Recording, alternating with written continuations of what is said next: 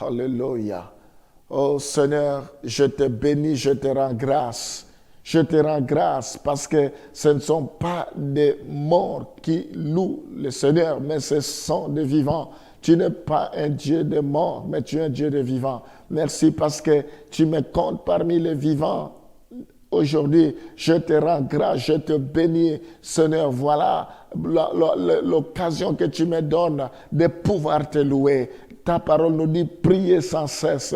Je te loue, Seigneur. Alléluia. Ora Santa Rama Yakababashi. Rima Santa Rama Sonto Kotoro Baba. Je te glorifie parce que tu connais mon passé, tu connais mon présent, tu connais mon avenir. Je te loue, Seigneur, parce que tu appelles à l'existence ce qui n'existe pas comme s'ils existaient. Je te bénis parce que tu prends quelqu'un dans la poussière, tu l'élèves. Tu prends celui qui est élevé, tu l'abaisses. Je te bénis parce que tu confonds les sages de ce monde avec leur sagesse. Tu confonds les intelligents de ce monde avec leur intelligence. Je te rends grâce, je te bénis parce que c'est toi qui as la clé de David. Quand tu ouvres une porte, personne ne peut fermer. Et quand tu fermes, personne ne peut ouvrir. Sois béni pour toutes les garanties. Tu n'as jamais échoué et tu n'échoueras jamais. Oh Père, je te loue parce que tu es toujours la tête.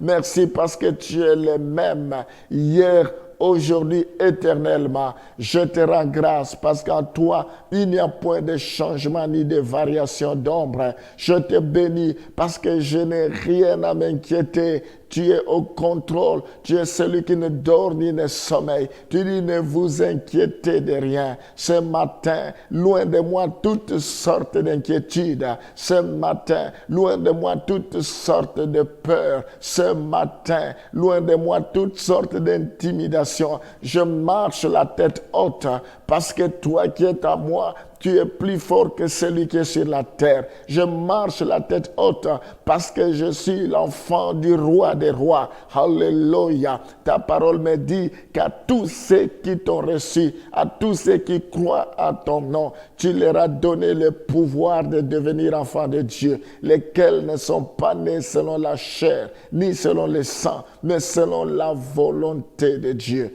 Alléluia. Oh Seigneur, merci, parce que rien ne pourra m'arriver.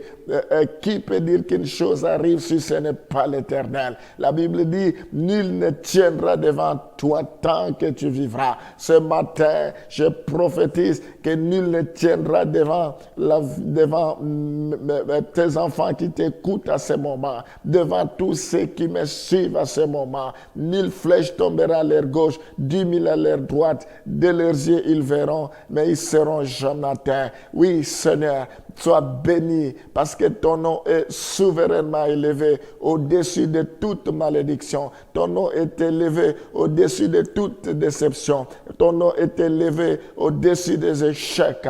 Je te glorifie. Reçois la gloire, reçois la louange, reçois l'adoration. Sois infiniment béni pour la journée d'aujourd'hui.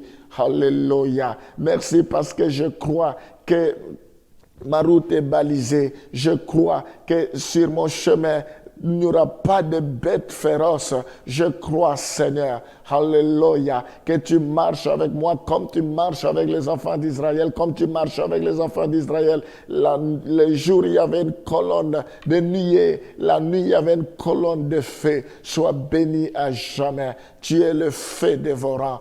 Alléluia. Merci parce que je suis le prunelle de tes yeux. Gloire te soit rendue. Merci pour tes bontés qui ne sont jamais à leur terme. Tu les renouvelles chaque matin. Je te bénis au nom de Jésus. Nous t'avons ainsi prié. Amen. Après avoir parlé des âmes des incroyants, nous allons parler maintenant des âmes, les âmes des croyants, de ceux qui connaissent le Seigneur.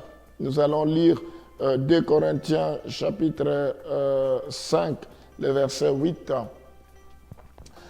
Nous voyons que les âmes des croyants entrent directement dans la présence de Dieu. Quand quelqu'un meurt dans le Seigneur, il entre directement dans la présence de Dieu. Jésus a pleuré, humainement parlant, ça peut nous arriver de pleurer parce que nous perdons les êtres chers. Mais nous ne devons pas oublier en tant qu'enfants de Dieu que nous avons l'espérance. C'est pourquoi si nous voulons donner l'occasion à tous ceux qui nous sont chers pour que nous puissions les retrouver encore même après leur mort, il faut qu'ils connaissent le Seigneur parce que si eux et nous connaissons le Seigneur, nous allons nous retrouver devant la présence de Dieu.